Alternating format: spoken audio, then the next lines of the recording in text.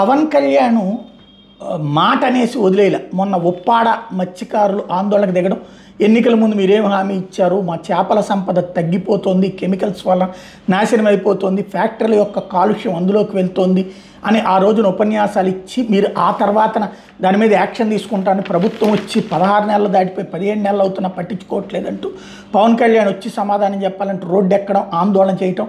అప్పుడు నేను ఈ హడావిడిలో ఉన్నాను, ఈ అసెంబ్లీ అయిపోయిన తర్వాత వచ్చి కలుస్తాను అని చెప్పడం, దసరా వెళ్ళిన తర్వాత వచ్చి కలుస్తానని చెప్పడం, మొన్న వెళ్ళిన సందర్భంగా మత్స్యకారులు చెప్పినటువంటి పాయింట్స్ అన్ని నోట్ చేసుకోవడం, అలాగే హెలికాప్టర్లో వెళ్ళి ఎక్కడైతే ఆ కాలుష్యం కలుస్తుందో ఆ ప్రాంతాన్ని చూసి రావడం, దాంతోపాటుగా అక్కడ పరిష్కార మార్గాల మీద దృష్టి సారించడం, ఏదైతే అక్కడ హార్బర్ కారణంగా ఎదురైనటువంటి పడవలకి ఇబ్బంది అయినటువంటి అంశం మీద వాళ్ళకి పరిహారం ఇప్పించడంతో పాటుగా పలు అంశాల మీద నిర్ణయం తీసుకుంటూ వచ్చారు. తాజాగా ఏదైతే ఉప్పాడ మత్స్యకారులు చెప్పినటువంటి దాని మీద శాస్త్రవేత్తలు, కాకినాడ జిల్లా కలెక్టరు, అలాగే సముద్ర మత్స్య పరిశోధన సంస్థ శాస్త్రవేత్తలు ప్రభుత్వోన్నతాధికారులతో సమీక్షించారు.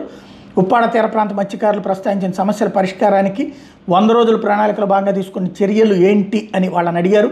మత్స్యకారుల వేట సామర్థ్యాన్ని పెంపొందించాల్సిందేనని తేల్చి చెప్పారు. అదనపు ఆదాయం వాళ్ళకి రావాల్సిందే, దానికి ఎలాగ సాధ్యమో తేల్చండి అని అడిగారు. CMFRI ప్రధాన శాస్త్రవేత్త జోయికే కిజూర్డాన్కి సలహాలు కూడా తీసుకోమని చెప్పి వాటిని అమలు చేసే అవకాశాలను పరిశీలించమని చెప్పేసి ప్రభుత్వ అధికార యంత్రాంగానికి తేల్చి చెప్పారు. మత్స్యకారుల జీవనోపాధిని మెరుగుపరిచేందుకు ఉన్న అవకాశాలు అన్వేషించండి అంటూ కాకినాడ కలెక్టర్ కూడా సూచించారు. పంచాయతీరాజ్ శాఖ కమిషనర్ కృష్ణతేజని ఇది ఫాలోఅప్ చేయమని చెప్పేసి కూడా స్పష్టం చేశారు.